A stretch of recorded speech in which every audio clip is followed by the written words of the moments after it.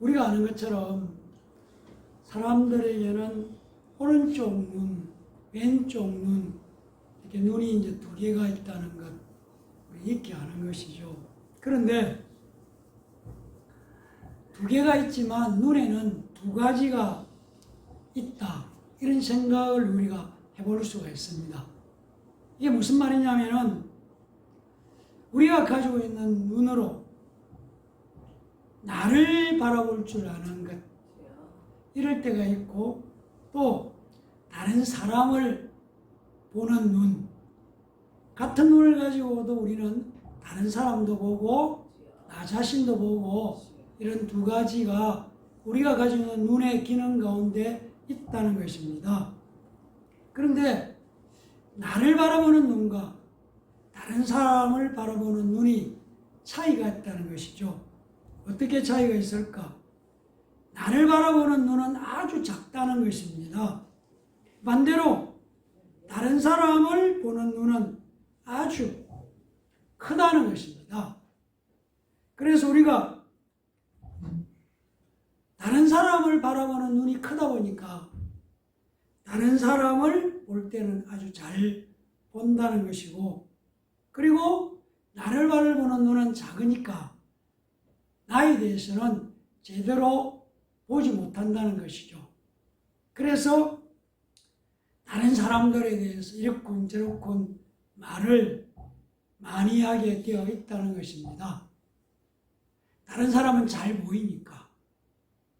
또 다른 사람을 바라보는 눈은 크게 보이니까. 그래서 만나면 사람들은 다른 사람들 얘기를 하게 되고, 또 이렇군 저렇군 판단도 하고, 장점 단점, 장점보다는 오히려 단점을 말할 때가 많다는 것입니다. 그래서 이 시대를 살아가면서 성공해야 된다, 반드시 성공해야 된다, 이런데 우리가 익숙하다 보니까 이런 시대를 살아가는 사람일수록 나를 바라보는 것보다는 다른 사람, 너를 바라보는 데 익숙하다는 것을 알 수가 있습니다. 무슨 말이냐면은 나는 문제가 없는데 문제는 바로 너 때문이다, 이런 것에 익숙하고, 나는 문제가 없는데 사회가 문제가 있다, 내 주변의 사람들이 문제가 있다, 이런 방법, 이렇게 바라보는 눈을 갖고 있다는 것이죠. 그래서 세상은 그런 방법으로 살아야 성공할 수 있다고 얘기들을 우리에게 하고 있습니다. 그러나 우리가 알고 있는 성경은, 하나님은 우리를 보고 나를 보는 눈이 건강해야 한다고 우리에게 자꾸만 말씀하고 있습니다. 그래서 구약 성경이 율법이라고 말할 때에 율법은 다른 사람을 보라고 있는 것이 아니고 나를 보라고 하나님께 주신 하나님의 말씀이다, 이렇게 줄곧 우리에게 말씀해 주고 있습니다.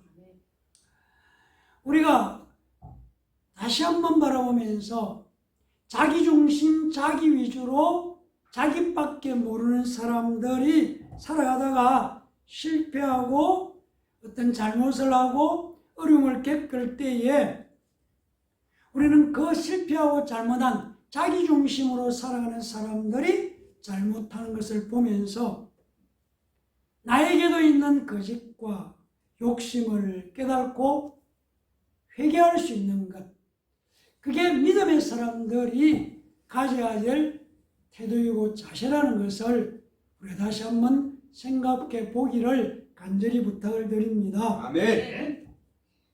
성경에 우리가 잘 아는 말씀 중에 이런 말씀이 있습니다. 예수님께서 마태복음 10장 16절에 너희는 뱀같이 지혜롭고 비둘기같이 순결하라, 이런 말씀이 예수님께서 하셨습니다.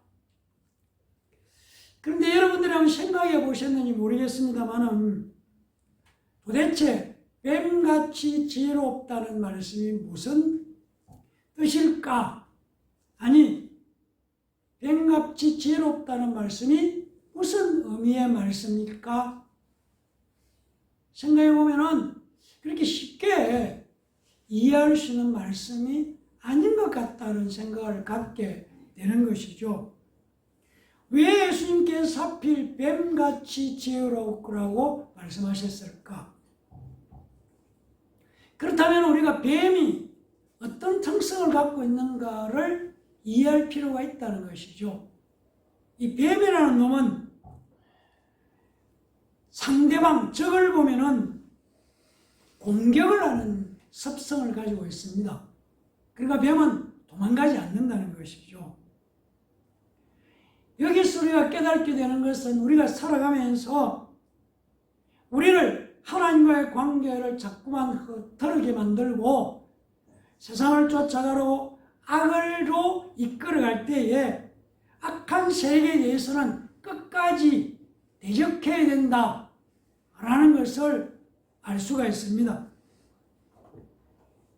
쉽게 말씀하면 뱀같이 지혜로워야 한다는 것은 악한 세력에 대해서는 피하는 것이 아니고 끝까지 대적해서 기어코 물리쳐야 한다는 것을 우리에게 말씀해 주고 있습니다. 이것을 우리가 생각해 보면서 이런 생각을 하게 되는 것이죠. 나에게 병을 가져다 준 이곳저곳을 아프도록 공격하는 대적을 향해서 기어코 쫓아내고 또 대적해야 된다. 피해서는 안 된다는 것이죠. 나에게 가난을 가져다 준 세력이 있어. 그 세력에 대해서 기어코 맞서서 대적해서 가난을 물리쳐야 한다는 것이고, 가난하게 사는 것이 당연하다는 생각을 가질 필요가 없다는 것이고, 내가 아픈 것이 당연하다 생각할 필요가 없다는 얘기입니다. 하나님 앞에 건강하게 살다가 하나님 부르신 날 우리는 갈 수 있다. 병은 나는 싫어하는 것이고 내게서 떠나버려야 되는 것이고 물리쳐야 한다는 것을 우리가 마음으로 믿음으로 가져야 하는 것이죠. 그래서 피하거나 도망가거나 쏟는 것이 아니고 기필코 물리쳐야 한다는 것을 뱀같이 지혜롭다는 말씀 속에서 깨달을 수가 있습니다. 이어서 비둘기같이 순결하라고 말씀을 하셨습니다. 우리 여기서도 비둘기가 어떤 특성을 갖고 있는가를 생각해 보아야만 이 말씀의 의미를 깨달을 수가 있습니다. 어떤 사람이 비둘기 한 쌍을 싸서 비둘기 집을 페인트를 가지고 아름답게 깨끗하게 칠해놓고 그게 비둘기를 살게 했더니 이 비둘기 한 쌍이 상당한 시간이 지나자 주변에 있는 다른 여러 마리 비둘기를 몰고 오더라는 얘기입니다. 이게 무슨 말이냐면은 비둘기는 밝은 것을 좋아한다는 것입니다. 그리고 비둘기는 또 밝은 것을 좋아하지만 의심이 아주 많은 새라고, 새가 바로 비둘기라는 것입니다. 그래서 여름에 시골의 큰 너티나무 아래에 그늘이 져 있어도 비둘기는 쉽게 그 그늘로 들어가지 않는다는 것입니다. 왜 그러냐면은 바깥은 밝고 너티나무 아래는 어두우니까 어두운데 혹시 들어갔다가 비둘기 자기를 해치는 것들이 있을 수 있다고 의심하기 때문에 쉽게 그늘진 곳으로 들어가지 않는 습성이 있다는 것입니다. 의심이 많으니까 절대로 어두운 데는 들어가지 않는다는 것이죠. 이 말씀은 비둘기처럼 악을 피하라는 것이죠. 거짓말할 일이 있으면은 거짓말을 하지 말고 피해라. 남을 때릴 일이 있다면은 그때도 그때도 피하라는 것이고, 남을 괴롭힐 일이 있으면은 그때도 피하라는 것이죠. 그러니까 악한 세력에게 있어서는 뱀처럼 철저하게 대적하고, 피해야 할 일들은 비둘기처럼 슬기롭게 피하라는 말씀을 예수님께서 제자들, 아니 우리에게 해주시는 말씀이라는 것입니다. 네. 그래서 이 말씀 속에 이 말씀을 시작하시면서 뱀같이 지혜롭고 비둘기같이 순결하고 하기 앞부분에 제자들 향해서 양을 이리 가운데 보낸 것 같다, 그렇게 말씀을 하시면서 바로 뱀같이 지혜롭고 비둘기같이 순결하는 말씀을 하셨다는 것입니다. 그리고 우리가 오늘 깨닫게 되는 것은 우리를 대적하는 것들에 대해서는 끝까지 맞서서 물리쳐야 하는 것이고, 또 우리에게 유혹하는 악한 것들에 대해서는 피할 줄 아는 지혜가 필요하다는 것을 깨달는 시간 되기를 간절히 부탁을 드립니다. 네. 오늘 우리가 함께 말씀을 나누려고 하는 본문 중심의 말씀은 방언의 유익입니다. 방언이라는 것이 우리에게 어떤 유익이 있을까 하는 것을 생각해 보려고 합니다. 성경에는 우리말로 방언이라는 말이 여러 곳에 나오고 있습니다. 여러분, 우리는 방언이라고 할 때에 방언이 무엇을 말하지 하는 것부터 이해할 필요가 있습니다. 방언이 뭐냐? 방언은 쉽게 말하면 사투리입니다. 각 지방마다 말이 다르니까 그 지방에 있는 말들을 서울에 쓰고 있는 서울말, 우리나라 표준으로 볼 때에 각 지방에서 쓰고 있는 말은 사투리인데 그 말을 방언이라고 표현을 한다는 것입니다. 좀 쉽게 말하면 서울 사람들이 볼 때 충청도 사람들이 쓰는 말은 사투리, 그건 바로 충청도 방언이고, 전라도 사람들이 쓰는 말은 전라도 방언이고, 경상도 사람들이 쓰는 것은 경상도 방언이다, 그런 얘기가 되는 것이죠. 좀 더 나아가서 한국 사람들 입장에서 일본 사람들이 쓰는 일본말은 우리 입장에서는 방언이다, 이렇게 알 수 있다는 것입니다. 그래서 이럴 때에 쓰는 말을 성경 원어로, 헬라어로는 디알렉토스, 이렇게 표현을 하고 있습니다.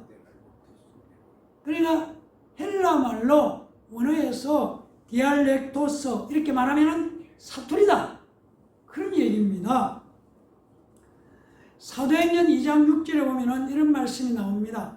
각각 자기의 방언으로 제자들이 말하는 것을 듣고, 그러니까 제자들이 성령 충만하고 성령을 받고 난 다음에 그들이 방언으로 말하는 것을 들었는데 각 지방에 있는 자기대로 말로 들렸다는 것이죠.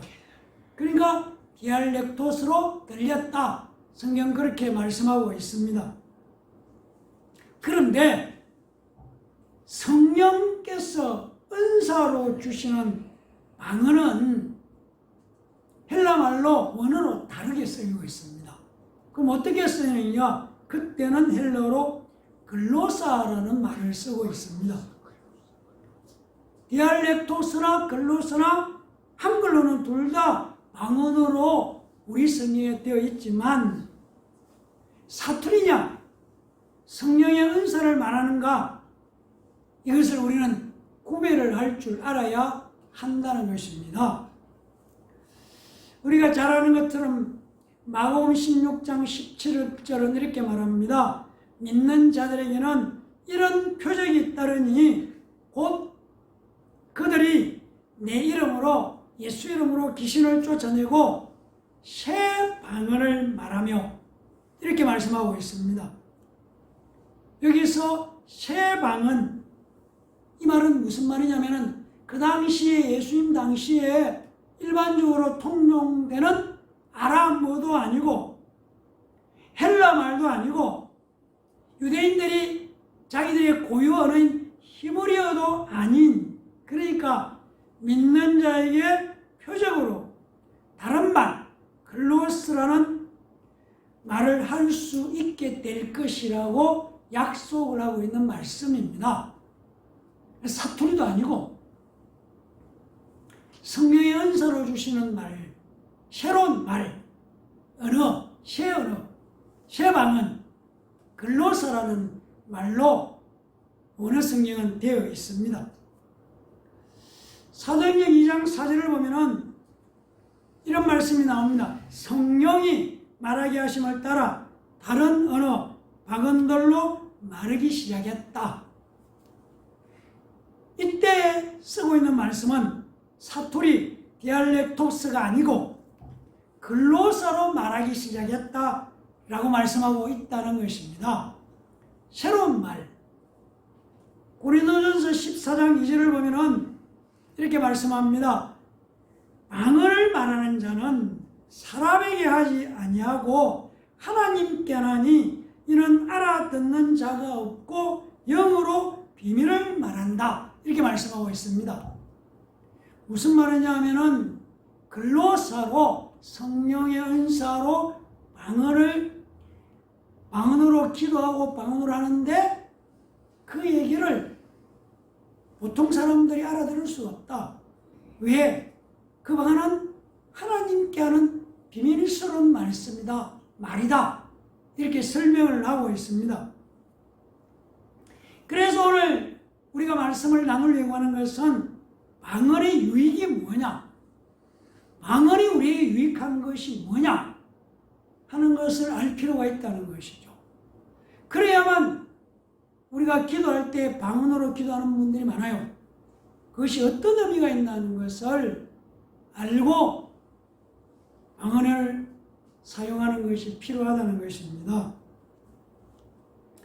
방언의 유익은 사람에게 하지 아니하고 하나님께 한다는 것입니다. 우리가 읽은 14장 14절 보면은 내가 만일 방언으로 기도하면 나의 영이 기도하거니와 나의 마음은 열매를 맺지 못한다. 이 말씀은 방언으로 하는 것은 내 영이 하나님께 기도하는데 내가 알고 있는 지식으로는 무슨 말을 하는지 이해할 수 없다. 이해가 되지 않는다. 그 말이 지금 14장 14절에 나오는 말씀입니다. 방언으로 기도하는 것은 나의 영이 기도하는 것이다. 내 생각, 내가 알고 있는 지식, 내가 살아오면서 겪었던 경험으로 기도하는 것이 아니다. 그래서 방언이 뭐냐? 성경은 영어로 비밀을 말하는 것이 방언이다. 이렇게 말씀하고 있습니다. 방언은 하나님께 주신 은사라는 것입니다. 우리가 성령이 우리에게 주신 은사를 이야기할 때에 가르치는 은사도 있습니다. 근데 가르치는 은사는 가르침을 받는 상대가 있어야 하는 것이고, 지식의 은사도 내가 지식을 전할 때에 내가 전하는 지식을 받아들일 상대가 있어야 한다는 것이고, 병 고치는 은사도 나에게 병 고치는 은사가 있을 때에 상대, 아픈 사람이 있을 때에 그 은사를 사용할 수 있다는 것입니다. 그러니까 나와 다른 사람의 관계가 연결된다는 것이죠. 그러나 방언은 하나님께 하는 것이다. 이렇게 말씀하고 있습니다.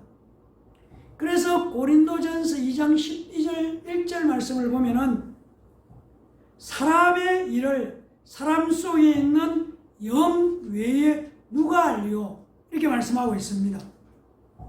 그러니까 내 사정은 내 영이 안다는 것이죠. 내 영이 가장 잘 안다는 얘기입니다.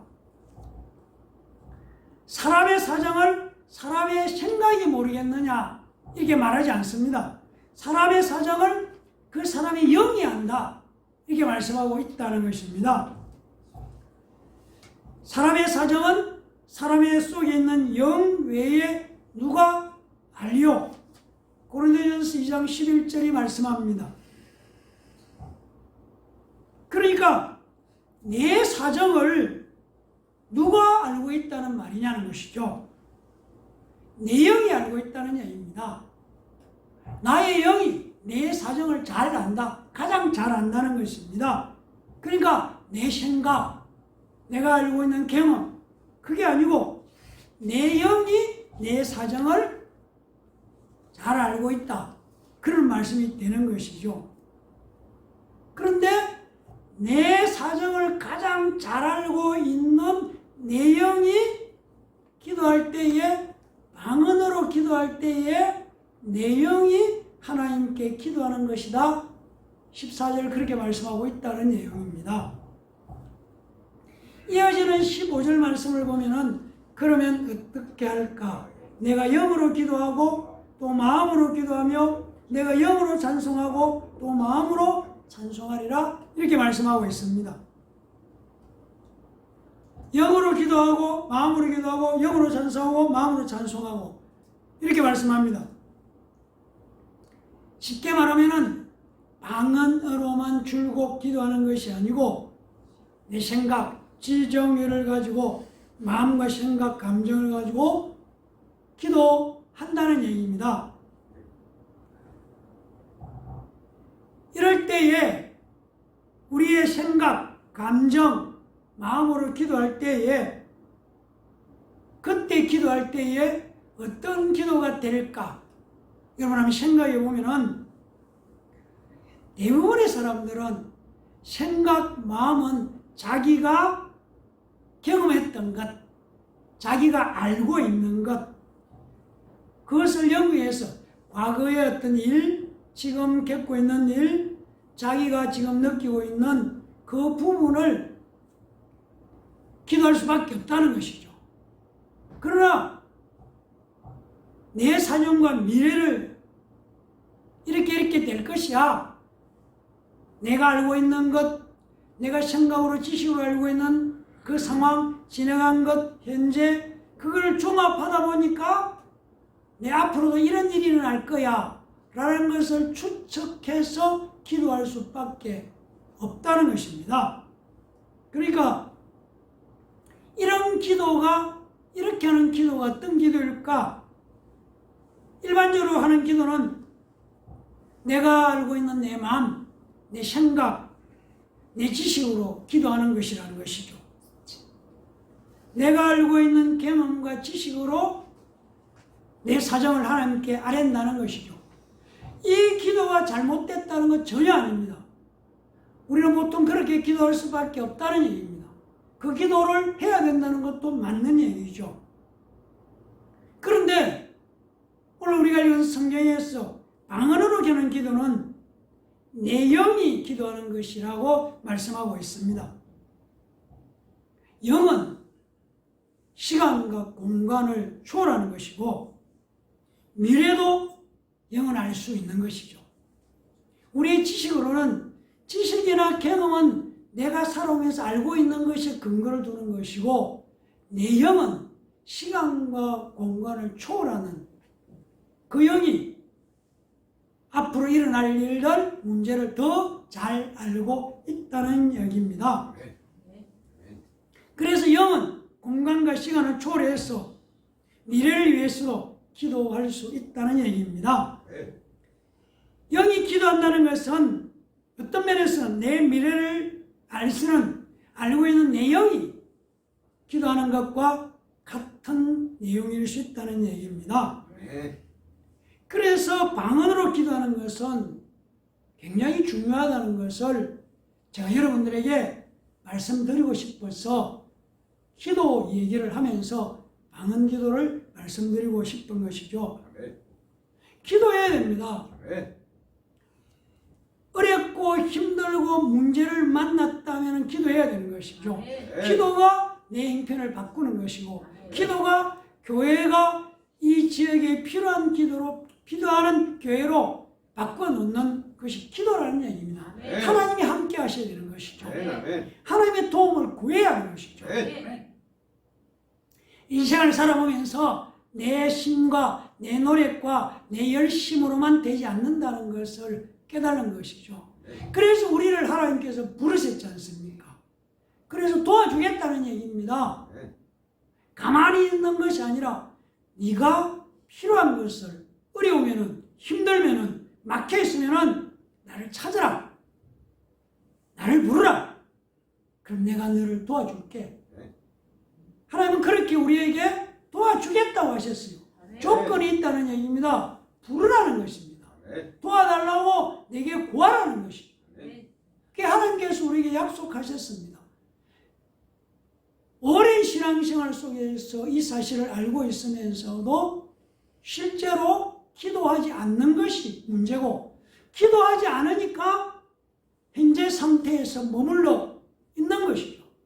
여러분, 우리의 믿음이 기도하면은 현 상황이 아니라 반드시 바뀌고 변화된다는 것을 내가 확신한다면은 사람을 통해서 도와달라고 얘기하기보다는 기도하는 길을 택하지 않겠느냐는 것이죠. 그걸 우리 알아야 된다는 것이죠. 기도하는 사람이 응답을 받는다. 기도하는 사람을 도와주신다. 그 얘기를 줄곧 기도 얘기를 여러분은 모르고 계시는지 모르지만 2024년 첫 주부터 계속해서 3월 첫째 주 오늘도 기도 얘기를 제가 하고 있다는 얘기입니다. 교회의 부흥을 원하고 내 삶의 변화를 원하고 새로운 역사의 일어나기 원하면은 기도하는 것이죠. 기도해야 한다는 것이죠. 하나님은 기도할 때에 우리에게 주시도록 준비가 다 되어 있다는 것이죠. 근데 문제는 달라는 소리를 안 하고 있다. 손을 내밀어서 도와달라는 얘기를 하지 않는다. 여러분, 제가 가끔 우리 성도님 보고 기도하시죠, 기도합시다 그러면 예, 아니면 피식 웃는 걸 봅니다. 천만의 말씀. 기도할 때 역사는 나타나는 것이다. 그 경험을 해야 된다는 것이죠. 그 체험을 해야 됩니다. 그 체험 있는 사람은 기도하지 말라 해도 한다는 얘기입니다. 방언은 성령 받은 사람들에게 주시는 하나님의 선물입니다. 방언 기도는 영으로 하는 기도이기 때문에 매우 유익하다는 얘기입니다. 방언의 유익은 성령이 오셔서 바로 예수 믿는 우리의 혀를, 입을 사로잡아서 기도하게 하는 것이라는 것이죠. 방언이 무엇인가 이렇게 물으면은 성령이 오셔서 성도의 혀를 사로잡아서 하나님께 기도하게 하는 것이 방언이라는 얘기입니다. 우리가 잘 아는 것처럼 사람의 인격이 아무리 훌륭해도 바로 혀를 한번 잘못 놀리면은 한순간에 말 한마디 때문에 그 사람의 인격이 와르르 무너져 버리는 것을 우리는 지켜보고 있습니다. 그래서 성경은 사람에게 가장 길들이기 힘든 것이 바로 혀라고 말씀하고 있습니다. 신약성경 야고보서 3장 8절을 보면은 혀는 능히 길들일 사람이 없나니 쉬지 아니하는 악이요 죽이는 독이 가득한 것이다. 이렇게 말씀하고 있습니다. 우리 주변에도 혀를 잘못 놀려가지고 말을 잘못해가지고 망한 사람들, 신세 막힌 사람들 많이 있습니다. 베드로전서 3장 10절은 생명을 사랑하고 좋은 날 보기를 원하는 자는 혀를 금하여 악한 말을 거치며 그 입술로 거짓을 말하지 말라. 그렇게 말씀하고 있습니다. 성령께서 오셔서 방언으로 우리 혀를 사로잡아서 하나님께 기도하도록 하시고 하나님을 찬양하도록 하셨다는 것입니다. 성경은 혀를 사로잡았다. 이 말은 우리 몸 전체를 완전히 사로잡은 것과 같다고 말씀하고 있습니다. 방언은 성령이 주시는 선물입니다. 성령께서 주시는 방언을 감사함으로 받음으로 공간을 초월하고 시간을 초월해서 미래에 대해서 내 영이 깨어서 기도한다는 얘기입니다. 방언은 우리 영혼의 말이요, 성경은 우리 영이 우리를 관찰하시기 위해서 우리 안에 넣어두신 등불과 같다. 성경이 이렇게 말씀하고 있습니다. 다르게 말씀드리면은 우리가 방언으로 기도할 때 나 스스로도 지금 무슨 말을 하고 있는지를 잘 모른다는 것입니다. 내가 알아듣지 못해도 내 영이 기도한다는 것을 내가 믿음으로 받아들이고 있어야 한다는 것입니다. 방언의 유익은 내 영이 하나님께 기도하는 것이기 때문에 또 방언의 유익은 내 혀를 성령께서 사로잡아 기도하게 하는 것이라는 것입니다. 사랑하는 성도 여러분, 방언하는 선물, 방언의 은사를 받지 못했다면 방언의 은사를 받기를 원해야 되고, 받았다면 방언으로 기도하는 것을 게을리하지 말라는 것이죠. 왜? 내 영이 기도하는 것이다. 내 영은 미래를 알고 있다. 그 얘기죠. 우리가 알고 있는 것은 내가 경험한 것을 기준으로, 내가 책에서 보는 아는 지식을 기준으로 밖에 우리가 할 수 있는, 우리말로 하는 기도는 그 이상을 못하지만 내 영은 이것을 뛰어넘어서 미래를 알고 있다는 것이죠. 그래서 영이 기도할 때 더 깊은 기도를 드릴 수 있다는 것입니다. 그래서 우리가 오늘 방언을 우리가 선물로 받았다면 방언이 어떤 유익을 있는가 깨닫고, 영어로 하는 기도를 하는 걸 깨닫고 기회가 날 때마다 방언으로도 열심히 기도하고, 일반적으로 기도하는 것도 기도하는 사람은 절대로 망하지 않는다. 이것을 믿으시고 기도해야 되겠다. 이제 추위가 가셨지 않습니까? 그래, 일어나 나는 기도해야 되겠다. 이런 마음으로 기도의 불을 다시 일으키는 우리 모두가 되기를 예수님 이름으로 간절히 축원합니다. 아멘. 기도하겠습니다. 감사합니다. 하나님, 방언은 우리에게 유익한 것이고 영이 기도하는 것입니다. 그래서 방언은 성령께서 우리에게 선물로 주신 은사인 것을 알고, 방언은 사람들 앞에 자랑하는 것이 아니고 나 혼자 하나님 앞에 기도할 때에 다른 사람은 알아듣지 못해도 하나님께 방언으로 말할 때 그것이 바로 내 영이 기도한다는 것을 오늘 다시 한번 깨닫고, 선물로 받은 방언 기도에 대해서 묵혀두지 말고 깨어 기도하는 우리 모두가 되도록 축복해 주시옵소서. 예수님 이름으로 간절히 기도합니다. 아멘.